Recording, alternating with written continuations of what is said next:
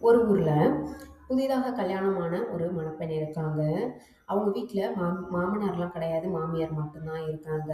இவங்க 2 பேருக்கும் ஸ்டார்ட்டிங்ல நல்ல ஒரு எப்படின்னா, ஒரு அன்பா பழகுனா கூட மாமியார், மருமகள்களுக்குள்ள என்ன ஆகுதுன்னா, நாளடைவுல 2 பேருக்கும் பயங்கரமான சண்டை வருது. ஒரு வயசானவங்க கூட பார்க்காம, மருமகள் என்ன பண்றாங்கன்னா, பயங்கரமான ஒரு கடினமான வார்த்தைகள அவங்களுக்கு யூஸ் பண்றாங்க. அதெல்லாம் அவங்களுக்கு ரொம்பவே ஹர்ட் ஆகுது.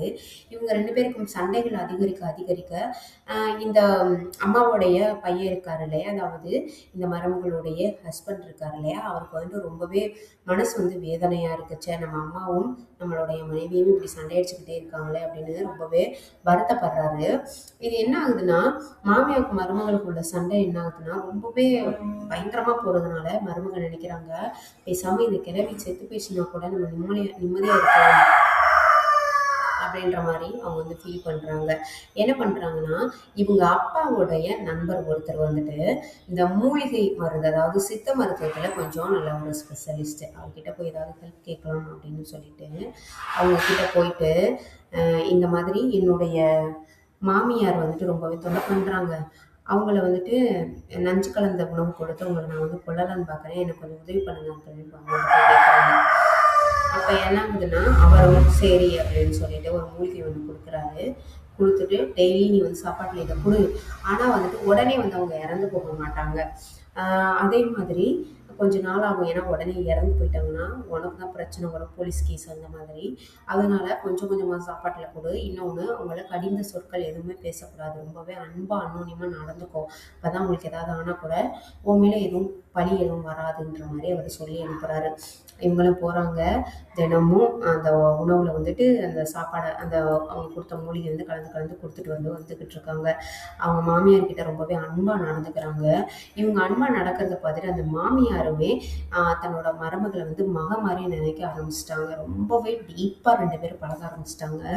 யாருமே இடையில இவங்கள பிரிக்கவே முடியாதுன்ற நிலைமைக்கு ஆயிருச்சு. இவங்க பையன் கூட நினைக்கிறாரு, பரவாயில்லையே நம்ம அம்மாவும் நம்மளோட ஒய்ஃபும் இப்ப சண்டை போட்டுக்கிறதில்ல. இப்பதான் எனக்கு நிம்மதியா இருக்குன்ற மாரி அவரும் நினைக்கிறாரு. இது என்ன ஆகுதுன்னா, ஒரு நாள் அந்த மருத்துவர்கிட்ட இந்த மாமியார் போயிட்டு, அங்கிள் நான் உங்ககிட்ட விஷம் கேட்டேன்ல, இனிமேல் நீங்கள் தர வேணாம். இன்னும் அவங்களுக்கு கொடுத்த அந்த விஷம் அவங்கள எதுவுமே பண்ணாம வேற ஏதாவது மாற்று மருந்து கொடுங்க. ஏன்னா என் மாமியார் எனக்கு ரொம்பவே பிடிச்சிருக்கு.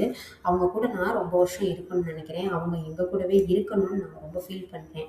அதனால தயவுசெய்து ஏதாவது மாற்று மருந்து கொடுங்கன்னு சொல்லியிருக்காங்க. அதுக்கு அந்த மருத்துவர் சொன்னாராம், நான் உனக்கு விஷமே ஃபஸ்ட்டு கொடுக்கல.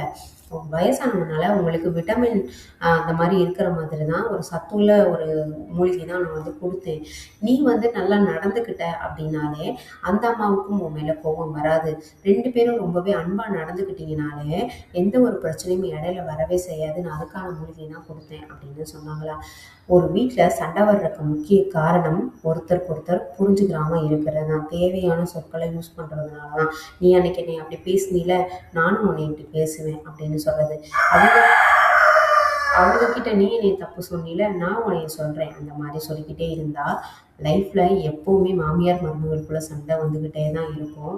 அந்த பிரச்சனைலாம் இல்லாம அவங்களையும் ஒரு அம்மாவா பார்க்கணும். அதே மாதிரி மாமியாரும் தன்னுடைய மருமகளை ஒரு மகளா பார்த்தா எந்த பிரச்சனைக்குமே வேலை இல்லை.